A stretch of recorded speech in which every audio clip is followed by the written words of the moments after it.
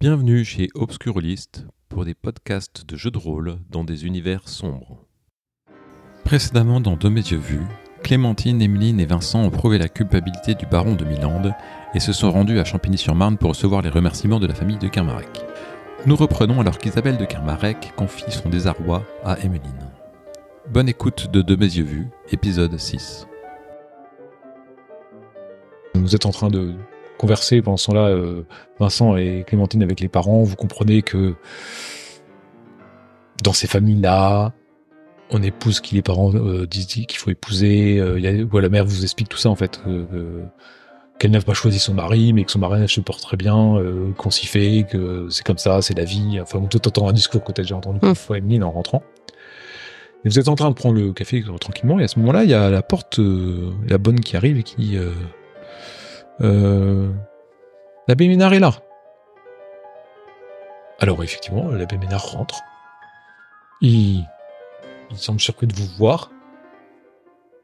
Et il y a les parents qui savent, qui s'offusquent pas du tout. Ils font « Ah mon père, vous faites bien de venir. Isabelle est rentrée aujourd'hui. Je vais recevoir la confession d'Isabelle. » Et puis il part dans une pièce à côté. Isabelle le suit en fait pour recueillir sa confession. Donc vous êtes là avec les parents, vous voulez interagir, faire quelque chose de particulier ou pas? Non, vous faites bonne figure quoi, c'est ça? Ouais, parce que moi c'est pas mon... Moi j'ai juste, je leur demande, mais Isabelle elle revient d'un voyage, elle était où? Dans la famille, dans notre famille, elle va voir une cousine. À Champigny-sur-Marne? Non, à Compiègne. À Compiègne, d'accord. Quelques instants après, la porte s'ouvre et l'abbé sort. Il y a Isabelle qui le suit derrière, qui est livide, qui est toute pâle. L'abbé s'adresse aux deux Kermarec et écoutez, ces choses faites, je repars aussitôt sur Paris.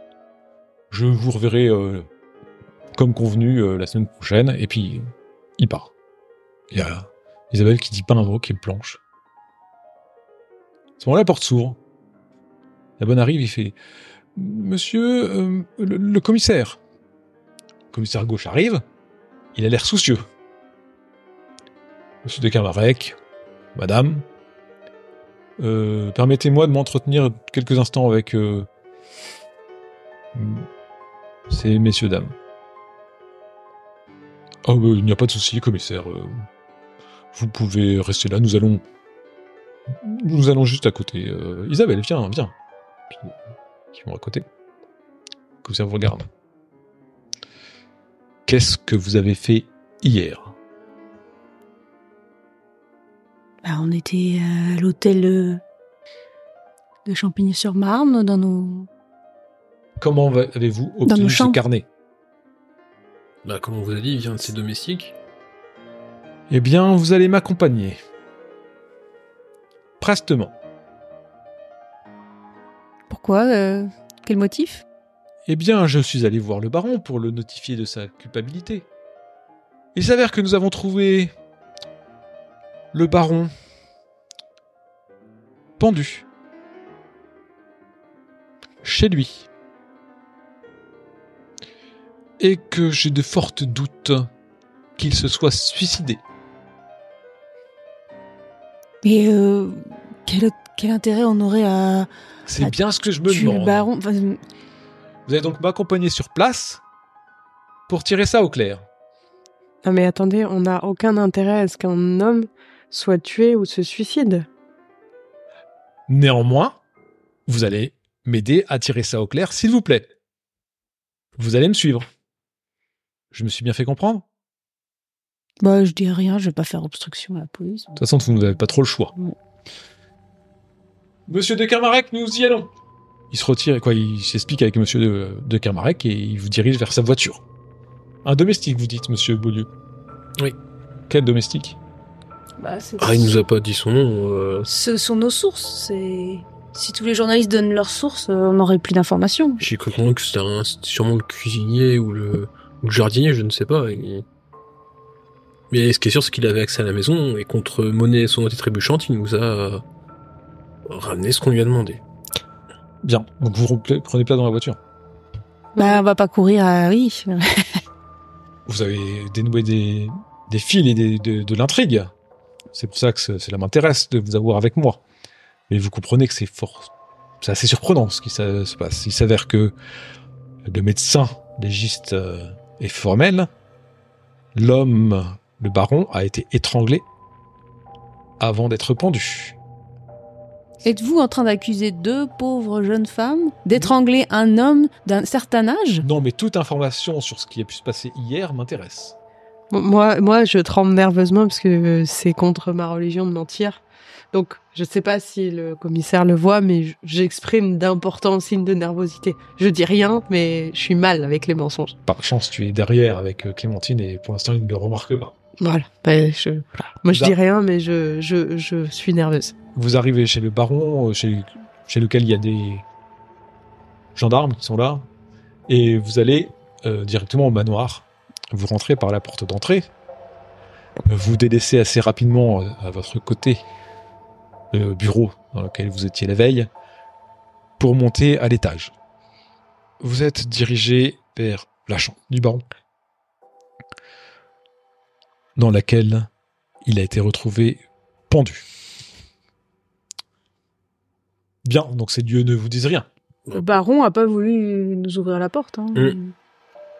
Le majordome nous a envoyé bouler dès le début, quoi. Qu'est-ce que vous faites dans la pièce? On est quoi, dans la chambre, là? La chambre du baron. Et on voit quoi? Alors le corps a été retiré. Bah oui, imagine. Il a été pendu à une poutre, en fait, qui était c'est une poutre apparente. Bah moi, je fais rien, parce que... Après, le baron était connu pour ses soirées avec diverses filles de joie et tout ça. Est-ce que il aurait pas justement dépassé les bornes avec l'une d'entre elles et qu'elle aurait... A voulu se venger? Elle aurait voulu se venger, quoi. Elle l'aurait étranglé. Tu fais quoi, Émilie? Moi, je fais un signe de croix parce que dans la même pièce que quelqu'un qui est mort, pendu en plus, qui va aller en enfer. Je suis extrêmement Il n'y a mal. pas de crucifix au mur. Tu te tournes vers un endroit particulier? Non, mais j'essaye de me recentrer parce que c'est trop pour moi. Et puis en plus, même si on commence à être mis en cause par rapport à ça, je pense à Isabelle. Et je me demande ce qui s'est passé aussi. Faites-moi un test de perception, tous, s'il vous plaît. Donc, Emeline, toi, tu te retournes un petit peu, tu vois, tu aimes pas, effectivement, dans la pièce quelqu'un s'est pendu, c'est de mauvais augure, donc tu te serres fort ton crucifix, tu te retournes, tu regardes un petit peu, t'essaies de pas regarder le lieu où il s'est pendu, et en fait, tu t'aperçois par terre, pensé sous un meuble, tu vois une lettre, en fait, qui dépasse. Clémentine, tu comprends pas trop un peu tous ces événements qui sont arrivés d'un seul coup là. Alors tu pensais l'affaire résolue, tu pensais avoir ton papier, tu laissais un peu traîner tes regards pendant que Vincent continue à converser avec le commissaire en mettant en avant toutes les mauvaises fréquentations du baron, et tu t'aperçois que sur la table de chevet du baron, il y a un livre qui ressemble aux autres, son journal intime de l'année en cours. Monsieur le commissaire, vous avez vu le... D'accord. Ce serait peut-être intéressant de regarder le carnet, mais bon, je ne sais pas trop comment on fait sur une scène de crime. Peut-être que nous n'avons pas le droit d'intervenir. Je vous ai fait venir, mademoiselle, parce qu'en fait, vous comprenez bien que vous m'aidez dans cette enquête et que... Non, je ne comprends pas. Nous sommes suspects ou nous sommes assistants? Voyez comme des assistants. Je ne vous ai pas arrêté, mais je ne pouvais pas me permettre de vous emmener comme ça n'importe où sans faire preuve un peu d'autorité pour l'extérieur. Je hausse les sourcils. Donc il est un peu empoté, en fait. Mais si vous avez trouvé quelque chose, allez, regardez ce que c'est. Et puis dites-moi si ça vaut le coup que je m'y intéresse. Moi, je me dirige vers la table de chevet alors pour prendre l'autre. Toi, Vincent, tu as repéré qu'Emeline, elle s'est baissée, elle s'est penchée, elle a pris un papier, en fait. Après la lecture, je vomis. Oh là! C'est trop pour moi. Ah! Alors, j'essaye de m'isoler pour vomir dans une espèce de corbeille. Oui, je me dis qu'il a peut-être comment ça s'appelle, un crachoir, un urino, enfin comment ça s'appelle, un pot de chambre. Voilà, je me dis qu'il en a un et je vomis dedans. Okay. Mais c'est vraiment trop pour moi. Et t'en fais quoi de la lettre? Je m'essuie, j'ai honte d'avoir vomi, voilà, et je la donne au commissaire, mais sans rien dire. Et tu réagis comment, Vincent? Bah, je suis un peu inquiet. Ça va, Emeline? Non, Qu'est-ce qui t'arrive? non, ça va pas. Je me trompe sur ce monde, vraiment. Je me trompe sur le monde dans lequel Tu vois qu'elle tend un papier au commissaire qui, lui, est un peu surpris de ce qui se passe et... Bah, je le prends parce que bon, je suis étonné quoi que ça m'inquiète quoi qu'elle soit que ça l'ait mis dans cet état-là. C'est pour moi c'est.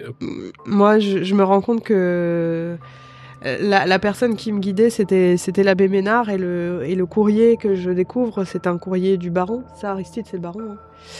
Du baron qui demande à l'abbé d'arrêter de faire le bon curé, en gros, et de se rejoindre à lui sur les soirées coquines et lubriques, hein, parce qu'il dit qu'il y a une nouvelle femme, et il conclut son courrier en disant j'ai une nouvelle idée pour l'histoire Élodie, l'affaire Élodie. Alors je crois pas que le courrier soit daté, mais en gros je suis choquée de comprendre que finalement les personnes en qui je crois, qui sont mes guides, sont d'atroces personnes en fait. Ah, donc il est progressiste quoi, voilà, c'est. Oh, putain, le salaud quoi. Ouais, le baron l'appelle vieux cochon dans le courrier, quoi. Viens te joindre à nous pour jouer cette fois au petit saint lors d'une de ces soirées que tu affectionnes autant que moi, vieux cochon. Et ça, moi, ça me donne le haut le cœur, quoi.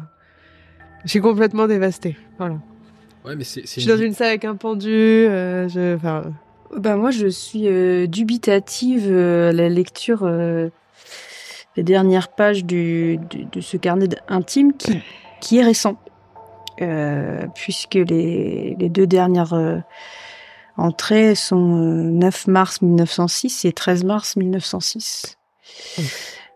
Juste avant son décès. Et le 9 mars, il doute, contrairement à ce qu'on avait lu dans le carnet intime que nous avons donné au commissaire, où il était fier d'avoir tué Élodie de Kermarec. Là, il se met à douter de l'avoir fait parce qu'il a comme un trou de mémoire. Il se souvient s'être réveillé au sol, dans l'écurie, les mains et les habits tachés de son sang, mais il se souvient pas d'avoir commis l'acte. Et pourtant, tout l'accuse, c'est sa canne, etc. Après, il se souvient que, visiblement, le soir du meurtre, il a bu une bouteille de vin qui était déjà débouchée. Mais son majordome Edmond lui dit que il ne lui a jamais apporté de bouteille. Et au final, il pense que c'est Élodie elle-même qui lui a apporté une bouteille. Je comprends pas, en fait. Élodie, il aurait voulu peut-être empoisonner le baron, mais ça l'a loupé, ou il n'a pas bu assez, ou et donc, du coup je comprends plus rien et ça s'effondre en fait, parce que je me dis mais qu'est-ce que tout se contredit là. Donc tu témoignes tout ça au commissaire? Ah non, je pense que je passe. C'est comme mon mentor Vincent. Je passe le carnet, je comprends plus rien. Et après, j'en parle au commissaire. Mais je ne comprends pas toute cette affaire. Visiblement, le baron n'était pas le coupable, c'est ça? Et vous, mademoiselle, qu'est-ce qui vous arrive? Bah, je peux pas dire. Je lui tends la lettre. La lettre trouvée sous le meuble. Où est ce Ménard? Bah, il était au domicile de Kermarec quand vous êtes venus nous récupérer. Il venait de confesser Isabelle et honnêtement, elle était blanche, elle était livide, elle était mal et quand je lis ce courrier, je me demande si, sous couvert d'une confession, il lui a pas fait du mal. Bah, il faut retrouver cet homme, où est-il? Bah, il a dit qu'il rentrait à Paris, je crois, qu'il allait rentrer à Paris. Je sais qu'il a une paroisse où nous sommes allés il y a 2 jours, la paroisse Saint-Médard. D'accord. À Paris. Allons-y alors. Mm-hmm. Donc il prend sa voiture, il vous emmène à Paris, et chemin faisant jusqu'à Paris, il vous demande qu'est-ce que vous voulez faire? Parce que, est-ce que vous voulez parler de votre manie? Parce que vous avez parlé de ça aussi au départ, donc, où est-ce que vous voulez aller, en fait?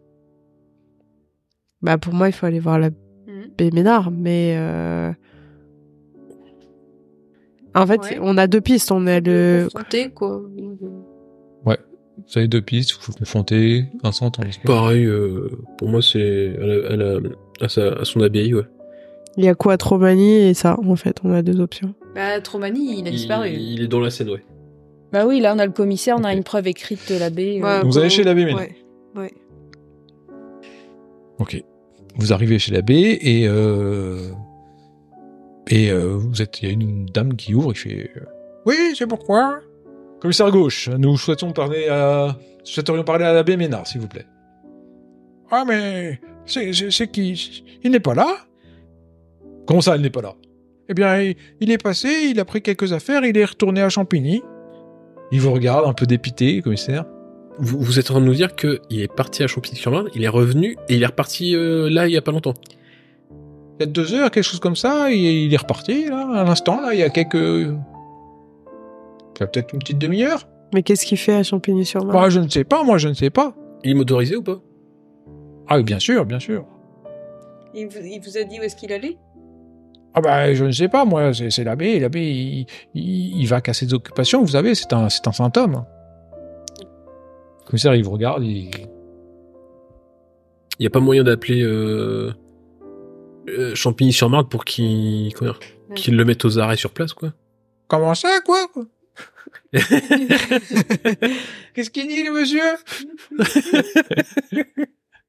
Vous mettre aux arrêts, là, de l'abbé? Madame, c'est une gouvernante, hein. C'est une enquête de police. Nous souhaiterions néanmoins pénétrer et inspecter les lieux, s'il vous plaît. Ah ben, c'est que je sais pas, l'abbé quand même, c'est ses affaires. Je suis commissaire de police, madame. Bon, vous savez, hein, si... Je veux pas que ça me cause des soucis, hein. Bah donc, laissez-nous rentrer. Bon, ouais, très bien, très bien, je vais vous laisser. Et puis elle rentre, puis elle est maugrée, en fait, dans... Vraiment, la paix, quand même. Donc vous pénétrez avec le commissaire Gauche, et vous arrivez, c'est assez chichement... C'est un presbytère, en fait. Néanmoins, vous pouvez un peu fureter, et vous tombez sur 2 ouvrages. Clémentine, tu mets la main sur un espèce de grimoire. Alors que Vincent, lui, trouve un livre assez occulte. Et toi, Emeline, papier qui traîne par terre, à côté de la corbeille. À côté Ouais. d'une corbeille, je trouve un mot qui est bourré de fautes d'orthographe, hein, mais qui est tout à fait compréhensible. Il est taché, c'est du sang ou c'est des taches d'encre? Encre, tu penses? Ouais, il est un petit peu taché. C'est écrit « Je t'ai reconnu, cet enfant vient de tes orgies. Si tu veux sauver ta peau, va falloir payer. Vendredi soir au Luxembourg, je te reconnaîtrai. » Je précise vraiment qu'il y a une faute par mot. Voilà ce que j'ai trouvé à côté de la corbeille. Moi, c'est juste un livre qui s'appelle « L'hypnose et la suggestion amoureuse, réussissez enfin à séduire l'âme sœur ». Donc, chez un curé, c'est pas trop le genre de livre auquel je m'attends.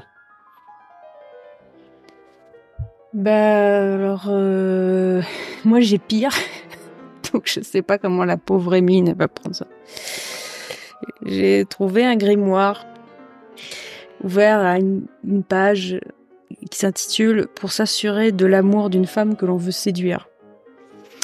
Et ça décrit une sorte de rituel dans lequel il faut quand même faire mourir 3 jeunes filles venues à lui sans violence, mais par magie, etc. Voilà. Donc ça parle de sorcellerie. Comment vous réagissez chacun et chacune? Bah, il nous s'est bien foutu de nos têtes à nous dire que la science allait expliquer tout, alors qu'en fait, il est dans l'occultisme, en fait. Il se vautre dedans. T'es à la fois outré, choqué un peu ou pas? Bah, je suis inquiète aussi parce que c'était le grimoire là. Inquiète. C'est un niveau quand même. Hein. Et peut-être aussi outré d'avoir été dupé, quoi. Bah, j'étais déjà dubitative sur son discours, mais je me dis la pauvre Emeline là. Qu'est-ce qu'on va. Vincent, tu réagis comment? Moi, je suis juste dégoûté. Parce qu'en fait, je me dis que il vaut pas mieux que les autres charlatans, les spirites et tout ça, quoi. Ils balancent des belles paroles, mais finalement, ils profitent des crédules, quoi. Et toi, Anne? Moi, ça m'ébranle totalement. Et puis, en fait, je me rends compte que j'ai perdu ma famille, etc., pour des questions de religion. Et qu'en fait, ceux qui sont censés la prôner font des choses abjectes, pire que tout. Et en fait, le premier choc, je l'ai eu à Champigny-sur-Marne, donc ça me choque pas plus. J'ai bien conscience que l'abbé, c'est quelqu'un de mauvais, mais j'ai du mal à croire qu'on puisse que la sorcellerie existe, en fait, qu'on puisse faire ce qui est écrit. J'arrive pas à y croire. Et qu'est-ce que tu penses du livre qu'a trouvé Vincent? Je me demande si Élodie de Kermarec, elle a pas été victime de ça avec le professeur Quattromani. Parce que je trouve étonnant qu'une si jolie jeune femme soit attirée et je me pense à Isabelle aussi en me demandant si elle est pas victime de quelque chose de cet ordre-là. Victime de qui, de quoi? Elle s'est confiée être amoureuse prétendument d'un homme plus âgé qui est dans des religions autres. Ce qui m'a fait penser à Quattromani. Quand je lui ai demandé si c'était Quattromani, elle m'a dit qu'elle connaissait pas, mais en même temps, il a un autre nom en fait. Donc, je m'interroge sur le fait que Isabelle soit pas victime de Quattromani. Et toi, Clémentine? Donc moi je vois que c'est vraiment de la sorcellerie, démonologie. Enfin, c'est le premier sort pour s'assurer de l'amour d'une femme que l'on veut séduire, c'est une sorte de pacte avec un démon qui s'appelle Asbiel. Donc ça m'inquiète en fait. Ça m'inquiète. Je me demande jusqu'où il est allé. Pour qui? Pourquoi? Je sais pas, je pense à cette histoire de chien là qui tue des femmes dans le jardin, mais je comprends pas en fait pourquoi il aurait fait ça l'abbé, parce que pour s'assurer de l'amour d'une femme que l'on veut séduire. Est-ce qu'il voulait s'assurer de l'amour d'Isabelle? Est-ce qu'il a essayé d'avoir non, je suis perdue, il me manque des choses. Vous faites quoi? Moi déjà, je pense pas que je leur ai dit, parce qu'on s'est fait interpeller par le commissaire. Je leur explique que Isabelle est venue se confesser à moi en me demandant si elle devait faire le choix du cœur ou de la raison, en m'expliquant qu'elle était amoureuse d'un homme plus âgé, qu'elle marchait dans les traces de sa sœur lui indique, enfin voilà, que quand je l'ai un peu questionné, elle m'a fait comprendre qu'il n'était pas catholique, mais dans autre chose. Enfin voilà, c'était pas très clair. Quand je l'ai interrogée clairement pour savoir si c'était Quattromani, elle m'a dit qu'elle connaissait pas ce nom-là, mais en même temps, nous, on sait pas comment il s'appelle vraiment, Quattromani. Et qu'en voyant tout ça, j'ai de forts soupçons. Et en sachant qu'il a disparu comme il y a 4 ans, voilà, j'ai des forts soupçons et que je pense que Isabelle est en danger et que tout ce qu'on trouve, ça peut être aussi en lien avec elle, sachant que je pense que vous avez bien vu que quand elle est sortie du confessionnal avec l'abbé, elle était dans un état qui n'est pas normal. Moi qui me confesse régulièrement, on doit se sentir mieux, mais on doit pas se sentir mal en sortant. Est-ce qu'on doit retourner à Champigny-sur-Marne?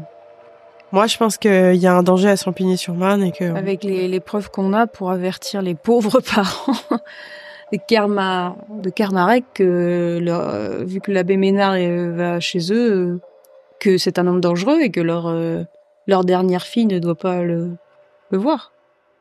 Sachant que là où j'ai commis une grave erreur, c'est qu'elle m'a demandé mon avis entre le cœur ou la raison.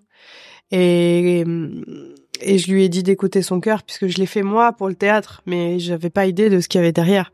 Donc je pense que je l'ai poussé dans les bras de cet homme. Vincent, tu penses quoi, toi?